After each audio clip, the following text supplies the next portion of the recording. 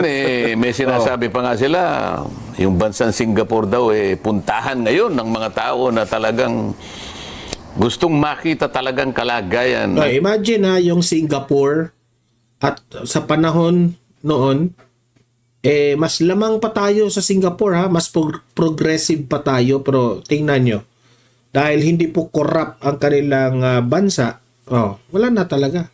We are too behind from the country, no? So ang Singapore lagi yung ini-example natin. Singapore, maganda sa Singapore, disiplinado ang Singapore. Yan ang problema ng Pilipinas, wala tayong disiplina. Nagkaroon nga tayong presidente na si Tatay Digong na disciplinarian, ayaw nyo naman. Yung mga dilawan rin naman, namumulitika. Ganda na sana yung pagka-istrikto ni Tatay Digong, hinaharang nyo. Kanyang pangangatawan, yung kalusugan. Opo. Magmula sa bumbunan kanya hanggang sa talampakan. Kailan ipapasok ka sa isang sa isang aparato. Na yung aparato na yun, titingnan ka. Makikita lahat. Ganun na SONA. Yun na nga. Ipakikita niya ngayon anong kalagayan ng ating bansa. Di ba? At kinakailangan yung pagsasalita na... Kayo na ang tanong sa comment section. Ano ba ang kalagayan ng ating bansa ngayon? Sa tingin nyo ba maganda ang ating kalagayan? Sa tingin nyo ba secure tayo kapag papasyal tayo sa gabi? Secure ba ang ating mga kamag-anak sa droga? Are we drug-free already? Diba? Yung krimen. Ano na ang kalagayan ng krimen ng ating bansa? Maganda ba? Wala na ba? Nabawasan ba? O na-eradicate ba? Kasi sa tingin ko parang wala. Kayo, mag-comment kayo dyan, ha? Ayun, yung pag-uulat na yun, may kalakip na pagpapatibay. Opo. Diba? Hindi importante sa akin kung ano yung gagawin. Maraming nagsasabing, ganito naman ang daming development plans Opo. Diba? 3-year development plan, 5 years, diba? Wala namang masyadong Ang gusto ko malaman. Yan ang sinasabi ni VP Sara. Tama talaga si VP Sara. Itong gobyernong ito, itong administrasyong Marcos, walang direksyon. Walang master plan. Aminin nyo na, Marcos, hindi nyo kaya. Sinabi mong State of the Nation Address. SONA. Opo. Hindi sana, di ba? SONA. Hindi ko sana Kung sana, madali yun Sana walang karamdaman ng ating bansa. Actually, sa totoo lang, sana ang nangyari kay Bongbong Marcos Sana 20 ang bigas. Sana ma-eradicate ang drugs. Sana bumaba ang krimen. 'Di ba? Tama si Marcoleta. Sana hindi sana.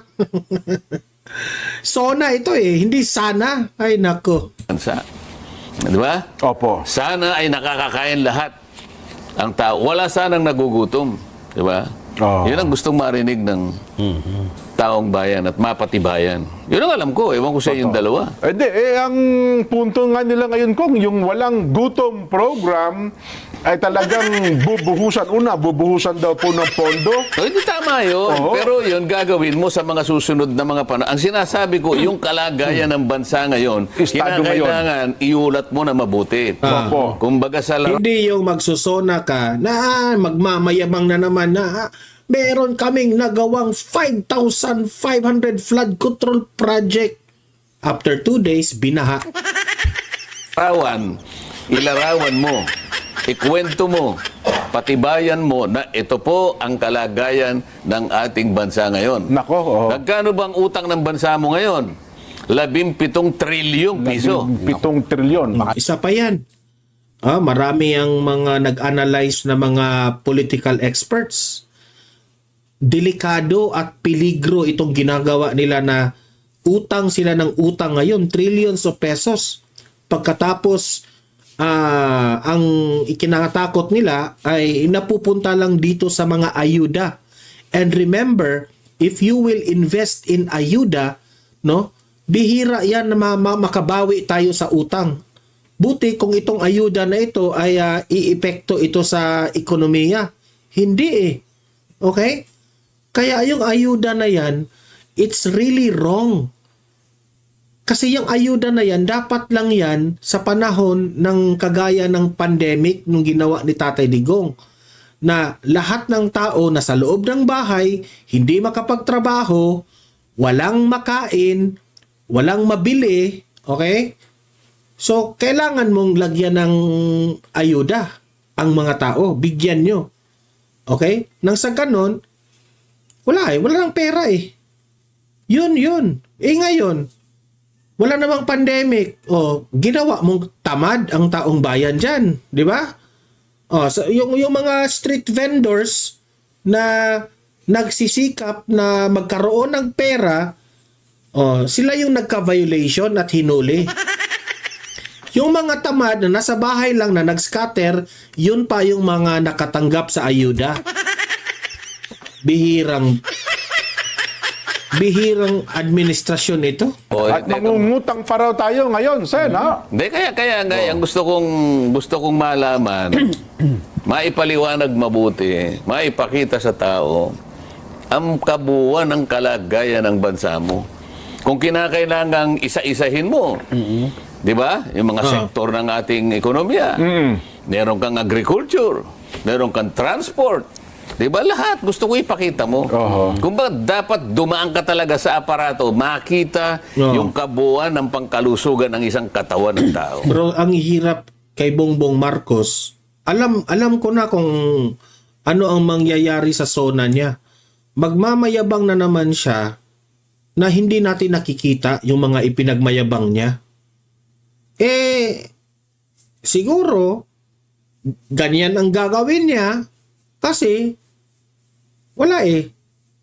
Ika nga, sabi ni Leni Robredo, sinungaling. Ako, mag-e-expect na ako sa zona ni BBM, ang daming kasinungalingan na naman yan. Grabe. Ayun. Pagkatapos mo nagpa-executive check-up, dapat may result. Ito po ang resulta ng iyong executive check-up. Anong gagawin mo ngayon? Kaya nga merong kalistahan ng di ba? Opo. Ang problema, Senator Marcoleta, yung si Claire Castro nagmamayabang na marami na raw na mga barangay sa Pilipinas na drug-free. Mga barangay ito na drug-free.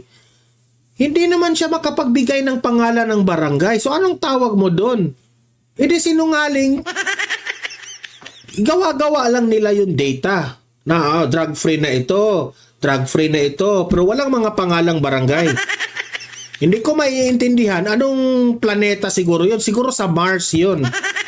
Anong barangay yun na drug-free? Di ba? Kung nagawa nila yan sa Malacanang na hindi sila makapagbigay ng pangalan ng mga barangay na sinabi nilang drug-free na raw, di umano, how much more sa ibang mga issues? Nasasabihin nila, eto yung mga nagawa namin. Eto yung mga lugar na mga nagagawa namin. Ganon, ganyan, ganyan.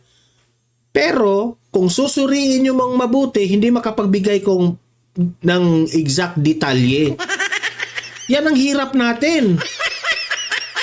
Si Bongbong Marcos, I will expect sa zona niya na generalized na naman yung sasabihin niya. Eto yung nagawa ko. Eto yung mga nagawa ko. Ito rin yung gagawin ko in the future. Puros na lang tayo hangin. Kung merong si Marcos Jr. kumakaway sa hangin, meron rin tayong proyekto na nasa hangin lang. Puro sa bibig lang natin marinig ni BBM. Pero hindi naman natin nakikita. Ano to? Ghost project? Tang-inang yan? Ako nga nagpa-check up ako dyan. Oo nga po pala. Sayang yung kasing nakikita ko yung nasa Congress pa ako noon. Opo. Mag-i-expire yung aking, anong tawag ba ron? Kokoped ba yun? Yung insurance po. May insurance kami. Sayang naman ito. June 30 ang expiry. Opo. E di, pagka ginamit ko ng June 31, wala naman June 31 eh. Wala po, wala. Opo. Hanggang June 30. E di, sakit pa yung loob ko magpa-check up. Eh. Pero kinakailangan eh. Nagpa-check up, executive check up. Then na-cover. Okay. Oh, ito yung sakit mo, di ba? Opo. Ganito yung kakainin mo. Ganun na yan eh. Opo, may rekomendasyon yan. Opo nagsisimula siya ng nagsisimula siya magsabi ng kakainin ko. Kasi po kanya, yung mga diabetic. Teka muna ka ako. Hindi mo ako diabetic ah. Oo. O nga